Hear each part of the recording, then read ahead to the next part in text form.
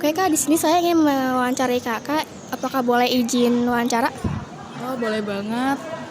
Mau kenalan dulu atau gimana? Boleh. Perkenalkan nama saya Suci, asal sekolah saya dari SMA N2 Cikarang Barat. Saya izin mewawancari Kakak. Sebelumnya nama Kakak siapa dan Kakak berorganisasi di bidang apa? Oke, kenalin. Nama aku Kezia Zaki Swastika. Aku biasa dipanggil Kezia. Aku dari Fakultas Ilmu Administrasi, jurusan Ilmu Administrasi Negara. Saat ini aku lagi di semester 3 dan lagi megang di organisasi BEMVIA. Saya akan masuk ke pertanyaan yang akan pertama-tama. Apa yang memotivasi Kakak untuk memilih prodi Ilmu Administrasi Negara? Oke, kalau aku sendiri, aku termotivasi gara-gara tante aku yang pernah kuliah di ilmu administrasi negara. Terus kayak beliau kasih tahu prospek kerja di ilmu administrasi negara tuh di pemerintahan gitu. Jadi aku termotivasi karena beliau udah sukses di bidang itu. Selanjutnya, apa yang menurut Kakak menjadi tantangan terbesar dalam mempelajari ilmu administrasi negara? Oke, selama 3 semester ini belajar di ilmu administrasi negara, tantangannya tersendiri itu karena sistem tata kelola negara yang terus berubah setiap tahunnya dan perkembangan teknologi juga yang menjadi tantangan tersendiri untuk kita sebagai anak ilmu administrasi negara menganalisis setiap perubahan yang terjadi. Selanjutnya, bagaimana Kakak melihat peran ilmu administrasi negara dalam membangun negara yang lebih baik? Oke, peran ilmu administrasi negara sendiri itu dalam mengelola tata negara gitu. Karena administrasi sendiri itu adalah tata kelola. Jadi kayak kita sebagai orang yang berperan dalam ilmu administrasi ini, gimana caranya kita bisa memperbaiki layanan publik yang ada kekeliruan lah atau disebut dengan maladministrasi di ilmu administrasi negara ini. Selanjutnya, menurut Kakak, kualitas apa yang harus dimiliki seorang administrasi negara? Oke, kualitas untuk seseorang yang ada di administrasi negara ini yang dibutuhkan adalah seseorang yang kritis, yang mampu menganalisis setiap perubahan yang terjadi, di mana kita harus tidak boleh mengikuti alur yang ada, dan ya kita harus lebih kritis lagi lah intinya. Yang terakhir itu, apa yang membuat Kakak tertarik untuk bergabung menjadi pengurus BEMVIA? Sejujurnya aku dari semester 1 udah join di kepanitiaan gitu.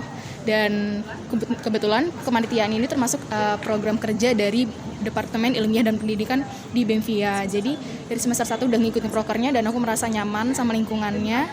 Dan makanya aku bisa lanjut ke BEMVIA-nya gitu di semester 2. Jadi itu. Oke, makasih Kak. Iya, sama. Jadi di sini kita ingin mewawancarai salah satu dosen dari Fakultas Ilmu Administrasi yang bernama Pak Luhur Hambali.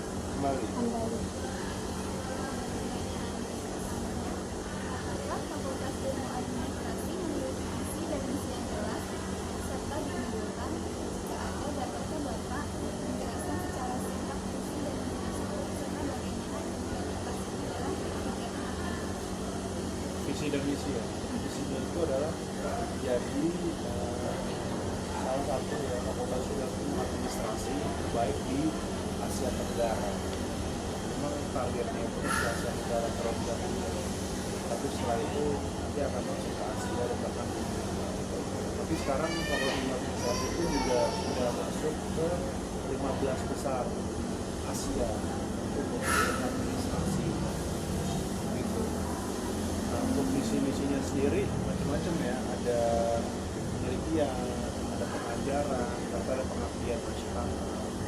Kalau pengajaran tuh ya kayak misalkan belajar sehari-hari ya, pengajaran, mata kuliah pelajaran. Kalau penelitian itu lebih kepada bagaimana proses penelitian atau meneliti atas suatu gejala sosial di masyarakat. Ini ditemukan bagaimana sih cara atau solusi mengatasi masalah dari masyarakat.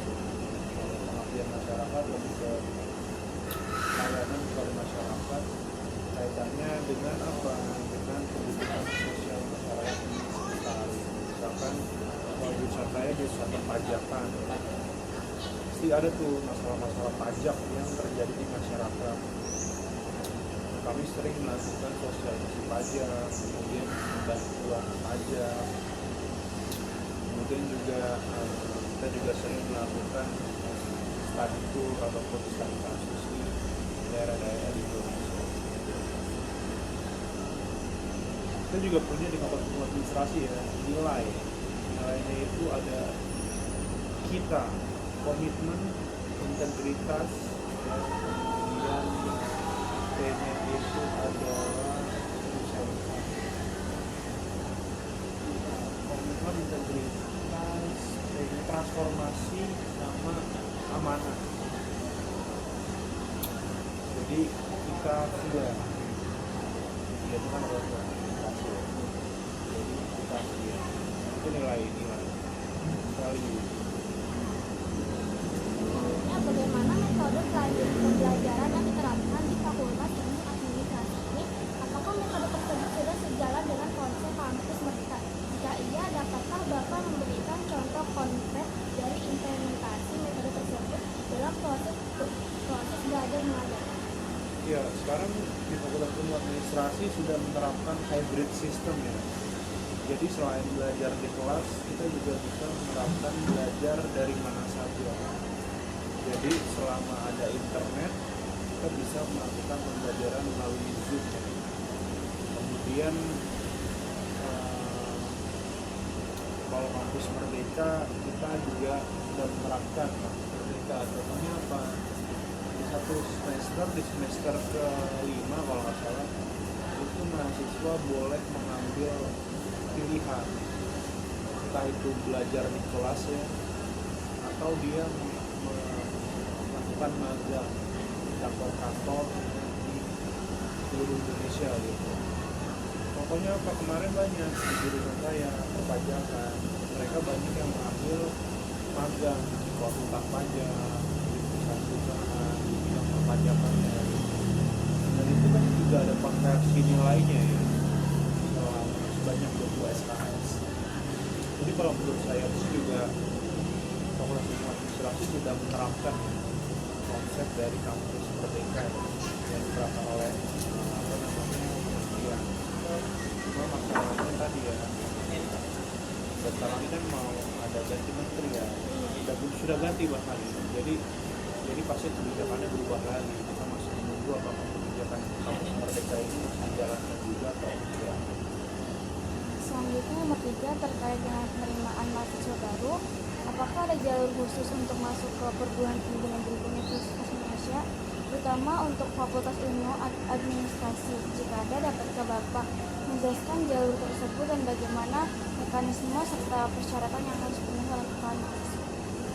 Sebenarnya ada jalur khusus sama jalur umum ya. Kalau umumnya itu kan lebih ke SNMPTN. Kalau sekarang namanya SNBP ya. SNBP sama SNBT ya. Itu kan yang umum kan. Tapi kan ada jalur SIMAK UI kan. Kemudian ada jalur prestasi. Jadi kalau kalian punya prestasi nasional ya, itu bisa dijadikan dasar untuk masuk UI. Tapi syaratnya harus nasional, bukan lomba RT RW, lomba kecamatan, harus nasional. Contohnya apa? Banyak alumni kita yang masuk pernah ada, dia dulu menang lomba catur nasional,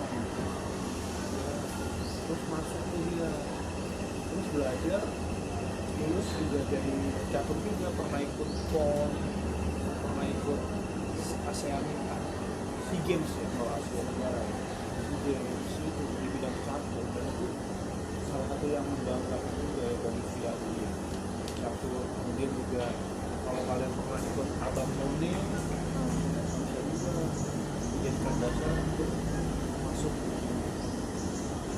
Selain ada jalur prestasi, kan prestasi bisa macam-macam ya, ada yang teknis, ada yang akademis.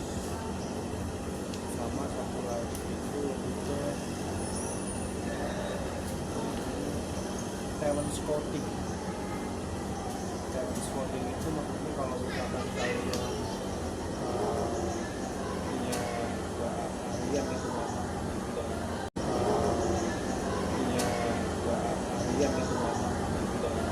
sama sih dengan talent scouting sama jalur prestasi.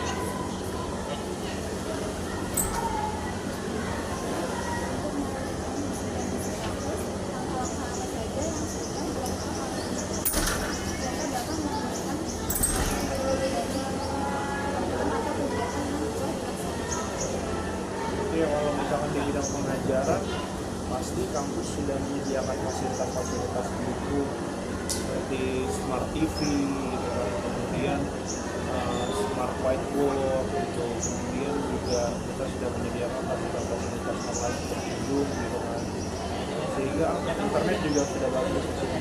Jadi kalau misalkan kalian nanti suatu hari berkesempatan untuk berkuliah di UI, jadi kalian bisa merasakan fasilitas-fasilitas kami sudah baik di Indonesia.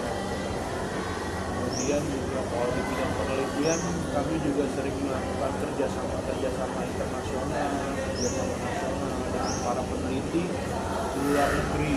Terakhir kami akan melakukan kerjasama dengan University of Melbourne sama University of Canberra di Australia.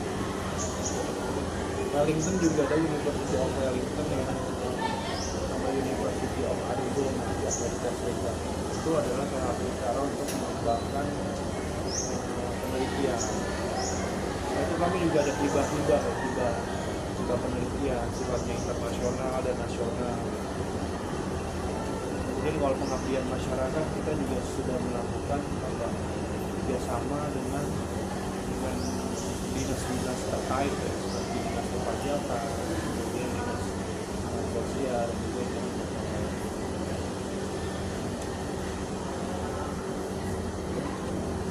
Apakah kampus ini memiliki kerjasama dengan perusahaan tertentu atau rekan pihak lain? Jika ada, dapatkah Bapak memberitahu dan bagaimana bentuk kerjasama tersebut serta manfaat apa yang diperoleh bagi mahasiswa? ya kerjasama kita sudah melakukan kerjasama dengan misalkan dengan kementerian, dengan konsultan pajak. Untuk kerjasamanya apa? Ya tadi mahasiswa bisa diterima di perusahaan-perusahaan tersebut ya ketika dia misalkan mau magang, ketika dia misalkan nanti mau ada penelitian, dipermudah untuk perizinannya. Cuma kalau misalkan negara niaga juga banyak ya kerjasama dengan Astra, kerjasama dengan Komatsu seperti itu. Jadi memang sifatnya itu lebih ke bisnis. Kalau dari segi kebijakan kita juga atas wakil menteri bidang aparatur negara itu kan dulunya dekan via. Jadi memang banyak Pak jabatan-jabatan struktural yang memang dipegang oleh petinggi di Republik Indonesia. Selanjutnya, Nomor 6, apakah ada program pertukaran siswa yang ditawarkan oleh pihak kampus atau fakultas? Jika ada, apa saja kriteria yang harus dipenuhi oleh mahasiswa untuk dapat mengikuti program tersebut serta alasan dibalik kriteria tersebut? Ya, kalau pertukaran pelajar ada ya di kami. Cuma masalahnya baru hanya satu. Itu kalau nggak salah dari negara Australia tadi. Jadi dari Australia kemari, tapi masalahnya dari sini ke sana belum ada. Karena apa? Kendala biaya juga, karena kan biayanya mahal. Kalau misalkan mau ke sana tuh bayarnya jadi double.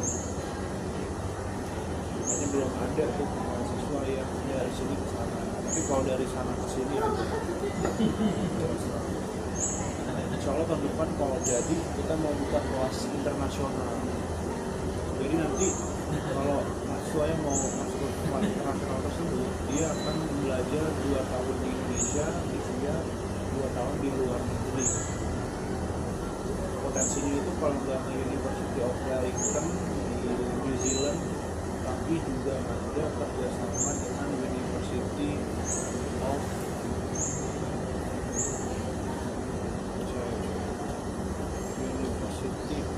di Filipina deh, saya lupa namanya apa. Nah itu bisa nanti kerjasama dengan University sama National University of Singapore juga ada kerjasama.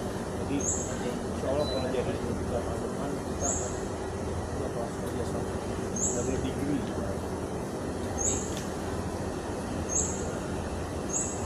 Kaitan dengan lulusan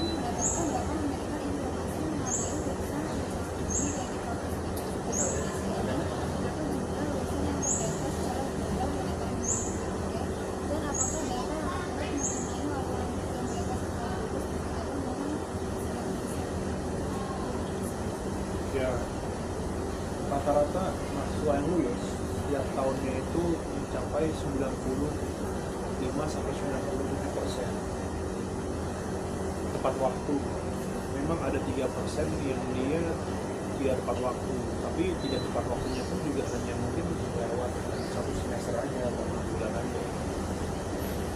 Itu juga tergantung dari orangnya, apakah memang dia malas atau memang dia rajin gitu. Tapi rata-rata ya di sekitar 95% kami tepat waktu. Kalau dari jumlah mahasiswanya, kami sebentar ada 600-an, hampir 650 mahasiswa ya di setiap angkatannya. Tapi kalau ada 4 angkatan dari sekitar 2.400 mahasiswa.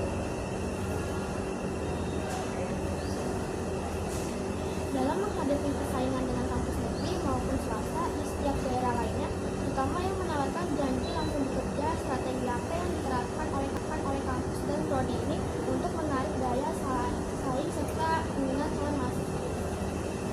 Ya kami bukan universitas swasta ya yang bisa menjanjikan langsung kerja ya. Bahkan kami pun juga menjadi salah satu kampus terbaik kan di Indonesia.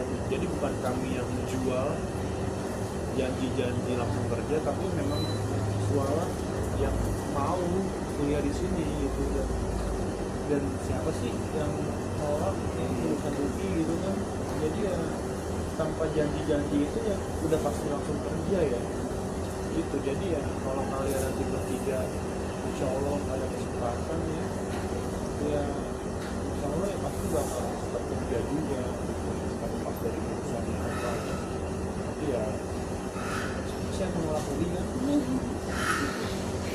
kalau bisa jadi mahasiswanya malah yang ditolak kan, siswa-siswanya malah tolak-tolak gitu. Jadi ya nggak ada tuh janji-janji kerja di karena udah pasti dapat kerja siapa yang mau